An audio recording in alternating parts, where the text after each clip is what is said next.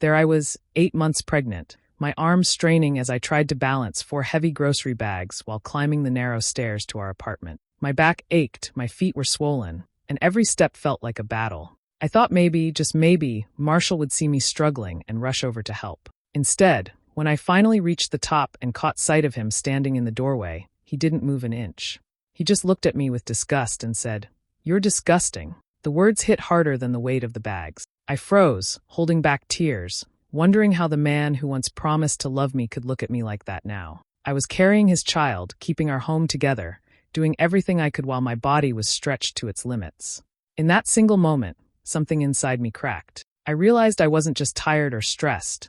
I was being disrespected at the time I needed kindness most. And I knew then that something had to change. Claire met Marshall when she was 23, at a small coffee shop where she worked part-time while finishing school. He walked in one rainy afternoon, dressed in a suit, flashing the kind of smile that felt like it could warm the whole room. He asked her name, made small talk about the weather, and by the end of the week, he had come back twice just to see her. What stood out then was how attentive he was. He noticed small details, like the way she tucked her hair behind her ear when she was nervous, or how she always added a little too much sugar to her coffee. He made her feel seen in ways no one else had. In the early days, he worked long hours but always found time for her. He'd leave her little notes, surprise her with her favorite snacks, and talk about building a future together. He had ambition, and she admired that.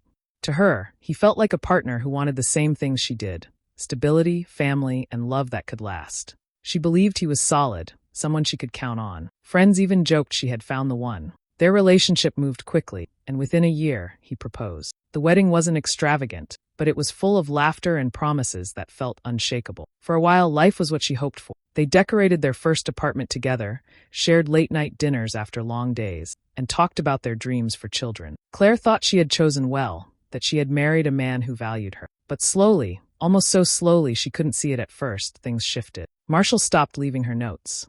The small gestures vanished. Conversations turned shorter, less warm. He still worked long hours, but instead of rushing home to her, he lingered at the office or made excuses to stay out.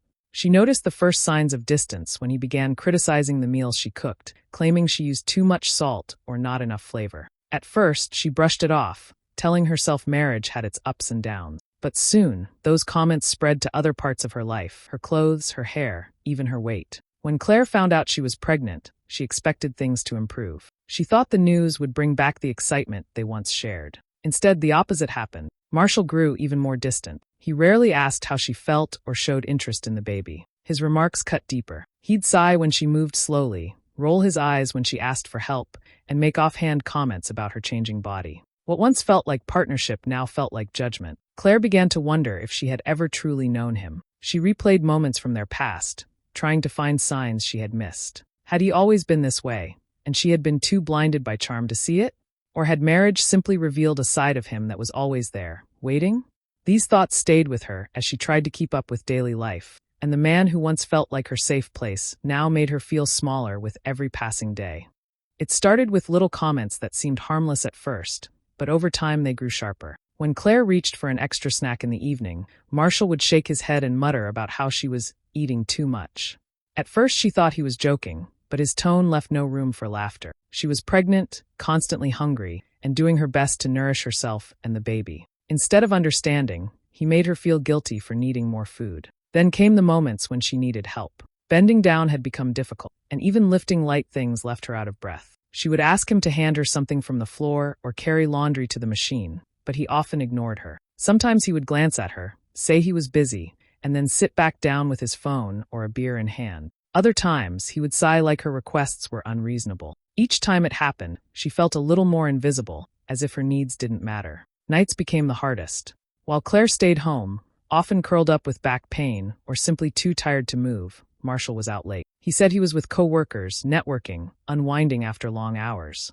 She wanted to believe him, but even if he was telling the truth, it didn't soften the hurt of being left behind. She would sit alone in their bedroom, listening to the hum of the refrigerator in the kitchen, the silence pressing down on her. She wanted a partner by her side, someone who cared about how she was feeling, but what she had was an empty chair across the table and cold sheets beside her. The more these moments piled up, the more Claire's heart ached. She began to feel like she was no longer a person to him, just a burden he had to tolerate. When she looked at herself in the mirror, she no longer saw a woman carrying new life. She saw someone unwanted in her own home. That thought followed her everywhere. On the nights he came home late, smelling of alcohol, he barely spoke to her. He would toss his jacket on the couch, grab something quick from the fridge, and collapse in front of the television until he fell asleep. There were no questions about her day, no hands reaching to touch her belly, no signs of the excitement she had once imagined they would share as expectant parents. She told herself she had to stay strong for the baby, but deep inside, she was unraveling. The loneliness cut deeper than the sharpest insult. It wasn't just the words he used against her. It was the silence, the coldness, the absence of care. She lay awake many nights with tears sliding down her cheeks, holding her stomach, whispering promises to her unborn child that they would never feel as unwanted as she did.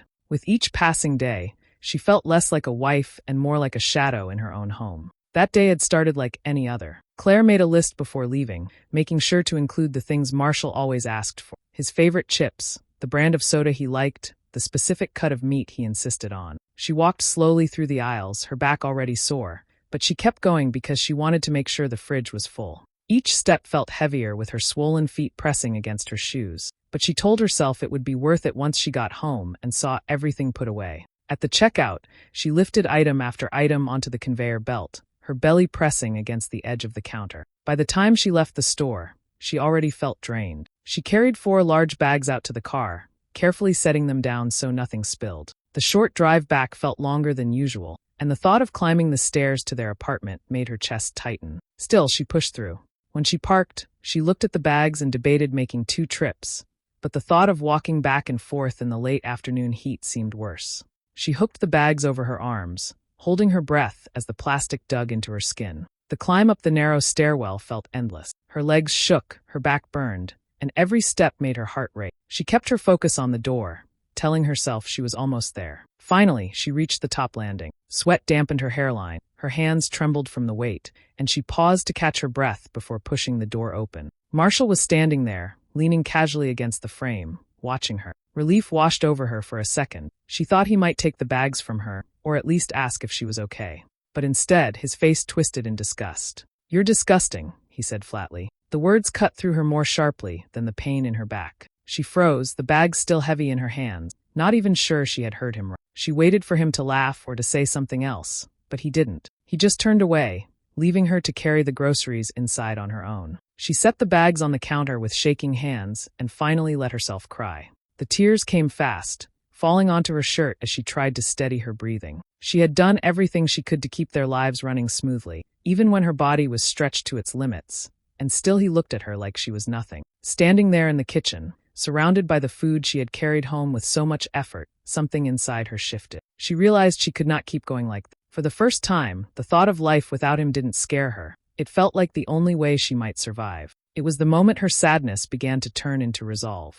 After that day in the kitchen, Claire stopped waiting for things to get better. She understood that if she wanted peace, she would have to create it herself. She moved through the house as she always did, cooking, cleaning, and taking care of herself. But inside her mind, she was laying down plans. She knew she couldn't leave on impulse. She had to think ahead, quietly and carefully. The first step was money. One evening, while Marshall was out, she pulled out an old folder from the back of her closet. Inside were bank statements from years ago, before she married. She had worked steadily through school and saved what she could. It wasn't much, but it was hers alone. When she totaled the amount, relief washed over her. It meant she had a starting point, a way to stand on her own 2 feet. From then on, she made sure to add a little more whenever possible, setting aside small amounts of cash without drawing attention. Next, she began writing things down. Each time Marshall spoke to her harshly, each insult, each moment he dismissed her, she recorded it in a notebook she kept tucked under a pile of clothes.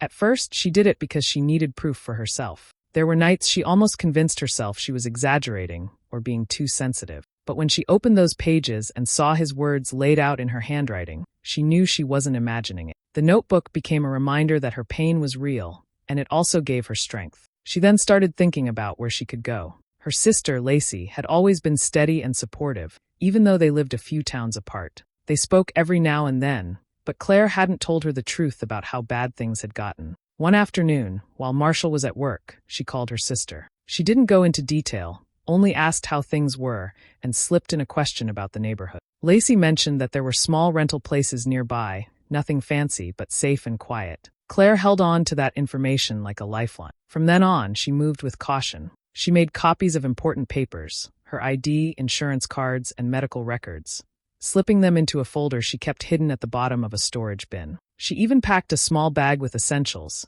tucking it behind old blankets in the closet, just in case she needed to leave quickly. Every day, she acted as though nothing had changed. She kept her voice calm, went through the routines, and let Marshall believe she was the same. But inside, she was building an escape route step by step. The thought of freedom gave her strength, even on the nights when the loneliness pressed down hard. For the first time in months, she felt a spark of control. She didn't know exactly when the moment would come, but she knew it would, and when it did, she would be ready. It was a little past 10 when Marshall walked through the door, his tie loose and his steps uneven. Claire had been waiting, the dinner she prepared sitting on the table. She had kept it warm, hoping he might come home earlier, but the food had cooled by the time he finally arrived. She stood up, her hands resting on her belly as she told him she had made roast chicken, vegetables, and rice. He sat down, barely looking at her, and began eating. A few bites in, he pushed his plate away. "This is dry," he muttered, his face twisting. She explained softly that it had been ready for hours, waiting for him. Instead of listening, he shoved the chair back, grabbed the plate, and slammed it into the sink. The crash made her flinch, her hands instinctively clutching her stomach, as if to shield the baby. "You're pathetic," he said under his breath as he walked past her. Those two words sliced through the room. For months, she had endured his coldness, his comments, his absence. She had told herself she had to stay calm, had to keep peace for the baby's sake. But in that moment, standing in the kitchen with her heart racing and the child inside her kicking from the sudden noise, she felt something shift. Fear had always been her companion, but now anger rose higher. She looked at the sink, where shards of food and broken glass were scattered, and something inside her hardened. He hadn't just dismissed her cooking. He had dismissed her effort, her care, her very existence.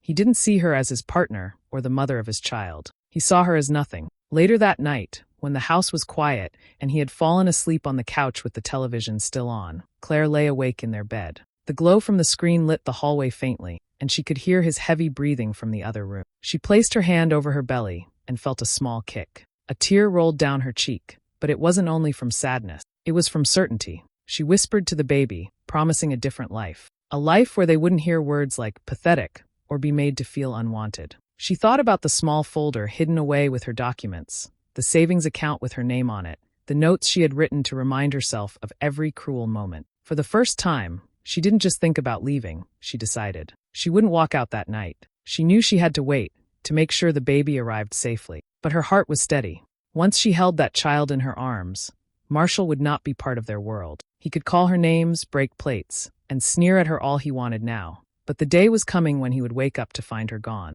And when that moment arrived, she would not look back.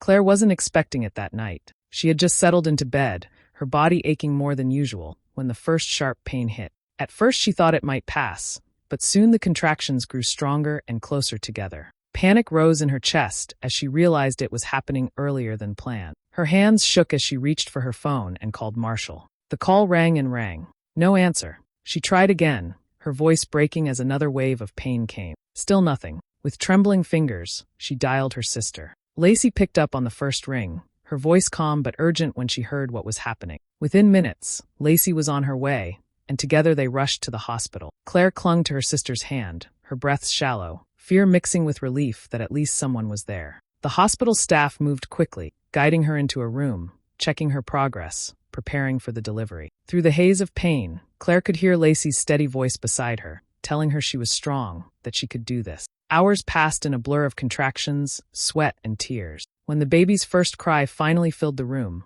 Claire's heart broke open with joy. She held the tiny, wrinkled face against her chest, tears spilling freely as she whispered promises of love. Marshall was still nowhere to be found. It wasn't until hours later, when the sun had begun to rise, that he finally walked in. The stench of alcohol hit Claire the moment he opened the door. His shirt was untucked, his eyes heavy. Instead of rushing to her side, he groaned about how inconvenient it was to be dragged to the hospital at such an hour. He barely glanced at the baby, muttering something under his breath, as if the whole scene were nothing more than a disruption to his night. The nurses exchanged looks, their faces tight with judgment. One of them lingered longer than necessary by Claire's bed, as if silently offering protection. Claire caught those looks, and instead of embarrassment, she felt something different, validation. She wasn't imagining the way he treated her. Others could see it too.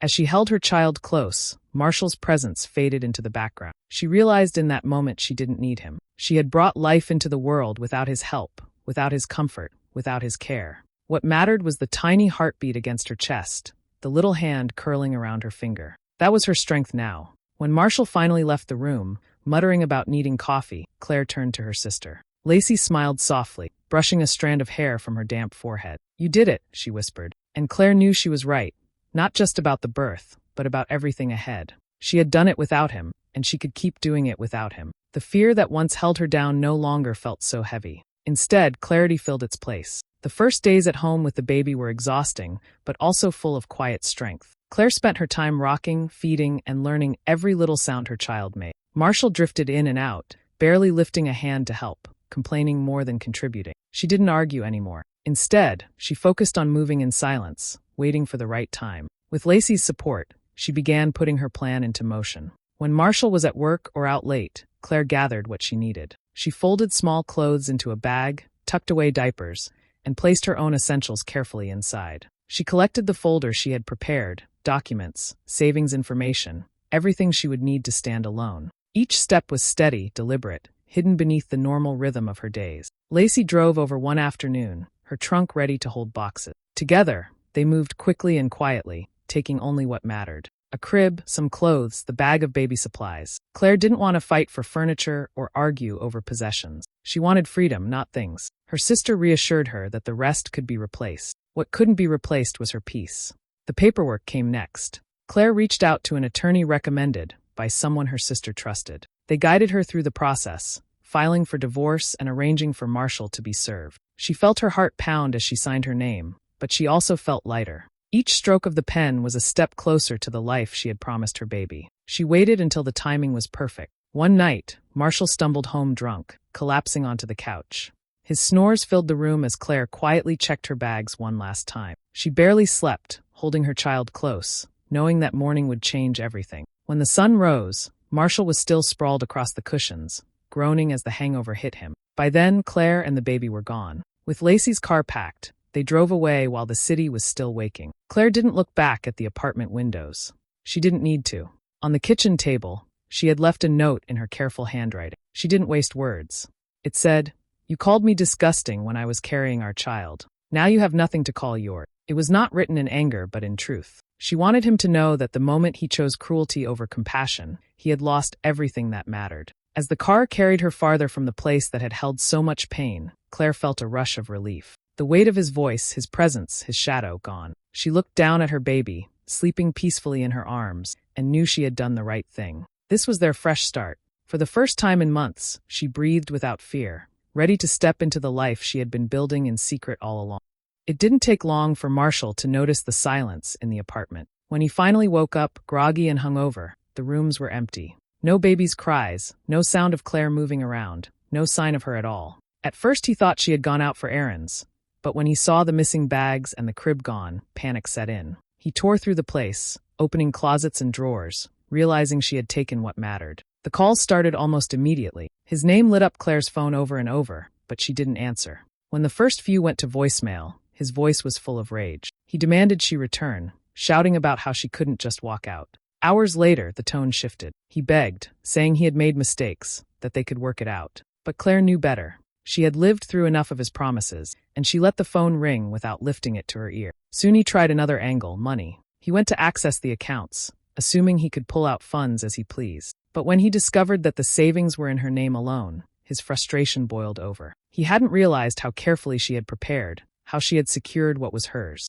That realization hit him harder than her absence. She had not only left him but left him powerless. Word began to spread when his family noticed her missing. They reached out to Lacey, who didn't hide the truth. She told them about the insults, the neglect, the way Marshall treated Claire during her pregnancy. Shock turned into disappointment, and disappointment turned into silence. His parents, once proud of their son, could barely look at him. His siblings stopped answering his calls. Even his extended relatives, who had always defended him, kept their distance.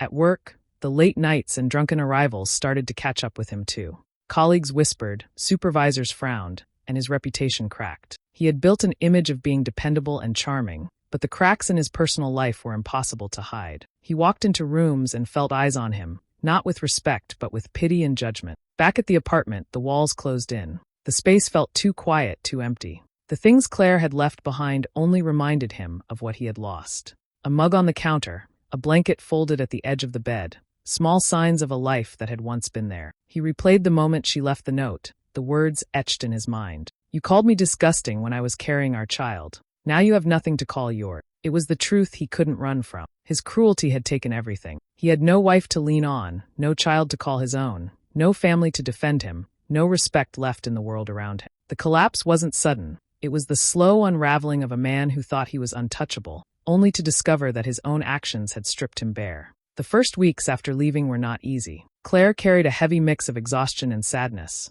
but for the first time in a long while, she also felt safe. Each morning she woke up to her baby's soft breaths and tiny movements, and instead of dread, she felt calm. The small rental Lacey helped her find was simple, with plain walls and secondhand furniture, but to Claire it felt like a refuge. It was hers, and no raised voice or cruel remark would ever fill it. Her sister came by almost every day, bringing groceries, folding laundry, or simply holding the baby so Claire could rest. Their parents soon joined in, driving over on weekends with warm meals and quiet reassurances. They didn't press for details, but their actions spoke louder than words. They surrounded her with the care she had been missing, and slowly, the loneliness that once crushed her began to lift. Nights were still long. The baby cried, and sleep came in short bursts.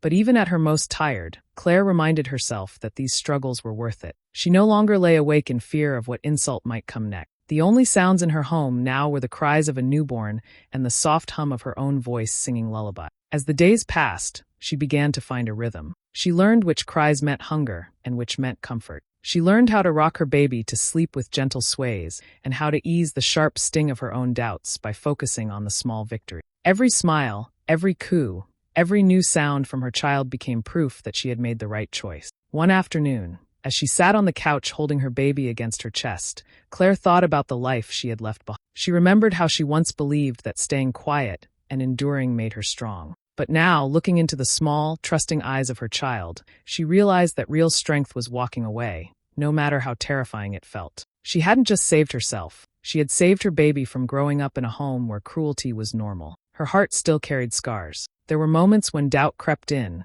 whispering that maybe she should have tried harder, maybe she could have fixed things. But then she remembered the nights alone, the words thrown at her, the day he called her disgusting as she carried his child. Those memories steadied her. She hadn't failed, he had.